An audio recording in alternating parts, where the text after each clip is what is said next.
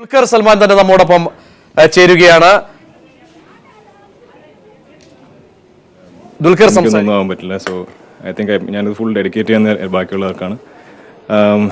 പിന്നെ to jury ഇതുപോലെയുള്ള especially എനിക്ക് തോന്നുന്നു ഇപ്പോൾ കഴിഞ്ഞ 2 വർഷമായിട്ട് ഞങ്ങൾ യങ്സ്റ്റേഴ്സിനെ അവർ ശരിക്കും എൻകറേജ് ചെയ്യാനായിട്ട് എനിക്ക് തോന്നുന്നത്. So thank you. എനിക്ക് എന്താ പറയേണ്ടത് അറിയില്ല.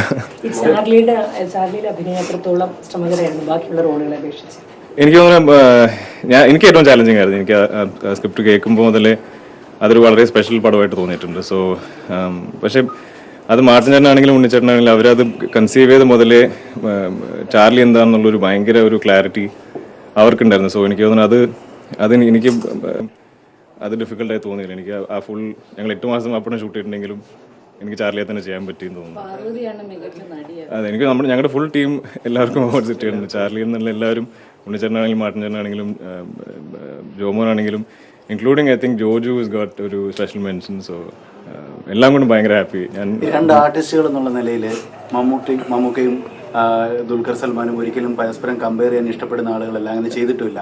എങ്കിലും ഈ അവാർഡിൻ്റെ അവസാന റൗണ്ടിൽ 2 പേരും ഉണ്ടായിരുന്നു എന്നുള്ളത് മലയാളികളെ സംബന്ധിച്ച് വലിയൊരു കൗതുകവും വലിയൊരു താല്പര്യമുള്ള കാര്യമാണ്. എന്താണ് ആ ഒരു അനുഭവം, ആ നിമിഷങ്ങളിലൂടെ കടന്നുപോയ സമയം? എനിക്ക് എന്താ പറയുക, ഒരേ സെൻറ്റൻസിൽ തന്നെ എൻ്റെ പേര് മെൻഷൻ ഉണ്ടെങ്കിൽ തന്നെ അത് വലിയ കാര്യമാണ്. പിന്നെ ഇവിടെ ഇരിക്കുന്ന കുറേ അവാർഡ്സിനൊപ്പം ഇതിൽ ഒരു സംഭവം എനിക്ക് ആഡ് ചെയ്യാൻ പറ്റുമെങ്കിൽ അത് വലിയ സന്തോഷമാണ്. ചാർലി ചലഞ്ചിങ് ആയിരുന്നു എന്ന് പറഞ്ഞു. അപ്പോൾ അവാർഡ് എക്സ്പെക്ട് ചെയ്തോ? ഇല്ല, ഒരിക്കലും ഇല്ല. ഞാൻ ആക്ച്വലി ഒരിക്കലും അവാർഡ്സ് എക്സ്പെക്ട് എൻ്റെ ഒരു ഇനീഷ്യൽ ഡെബ്യൂ അവാർഡ്സ് ഒക്കെ കഴിഞ്ഞപ്പോൾ ഞാൻ അവാർഡ്സ് എക്സ്പെക്ട് ചെയ്ത് നിർത്തി. കാരണം എനിക്ക് ഇത് തന്നെ അത്യാവശ്യം വളരെ ഏർലി ആയിട്ടാണ് തോന്നുന്നത്. കാരണം നമ്മുടെ ഇൻഡസ്ട്രിയിൽ എല്ലാം നമ്മൾ ഏൺ ചെയ്യേണ്ടി വരുന്ന ഒരു ഇൻഡസ്ട്രി ആയിട്ട് എനിക്ക് തോന്നിയേക്കുന്നത്. നമ്മുടെ ഓഡിയൻസ് ആണെങ്കിലും എപ്പോഴും അവർക്ക് ക്ലിയർ ആയിട്ട് അറിയും ഇത് ആര് ഡിസേർവ് ചെയ്യേണ്ടത് ഇല്ല, അല്ലെങ്കിൽ ഇത്രയും എഫേർട്ട് ഇടുന്നുണ്ടോ, അല്ലെങ്കിൽ നമ്മൾ അത്രയും ഗ്രോ ചെയ്യുന്നുണ്ടോ, അതനുസരിച്ചാണ് എപ്പോഴും എനിക്ക് തോന്നുന്നത് അവർ തീരുമാനിക്കുന്നത്. സോ എനിക്കിത് ചിലപ്പോൾ ഇത്തിരി ഏർലി ആയിരിക്കാം, പക്ഷേ എന്നാലും ഞാൻ വളരെ സിൻസിയറായിട്ട് എഫേർട്ട് ഇടുന്നൊരു ആർട്ടിസ്റ്റാണ്. ചാർലിയെ പോലെ ആരെങ്കിലും കണ്ടിട്ടുണ്ടോ ജീവിതത്തിൽ? എനിക്ക് ട്രാവൽസിലൊക്കെ കണ്ടിട്ടുണ്ട്, പക്ഷേ അങ്ങനെ ഒരു എക്സാക്ട് ക്യാരക്ടറിനെ ഞാൻ ഐ നോട്ട് സീൻ ഒരു എനിത്തി.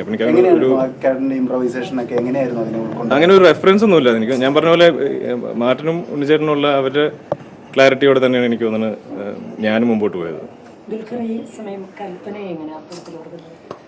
കൽപ്പന ചേച്ചിനെ ഭയങ്കരമായിട്ട് മിസ് ചെയ്യണം. എനിക്ക് തോന്നുന്നത് ഇത് ഏറ്റവും കൂടുതൽ ആഘോഷിച്ചത് മിക്കവാറും കൽപ്പന ചേച്ചി ആയിരുന്നിരിക്കും ഉണ്ടായിരുന്നെങ്കിൽ. സോ കൽപ്പന ചേച്ചിക്ക് എൻ്റെ വലിയ താങ്ക്സ്. കാരണം അതുപോലുള്ള ആർട്ടിസ്റ്റ് ഈ പടത്തിൽ എൻ്റെ കൂടെ ഉണ്ടായിരുന്നില്ലെങ്കിൽ I don't think I would perform so well. Okay, thank you. മികച്ച നടനുള്ള പുരസ്കാരം നേടിയ ദുൽഖർ സൽമാൻ മാധ്യമങ്ങളോട് തൻ്റെ സന്തോഷം പങ്കിടുകയായിരുന്നു.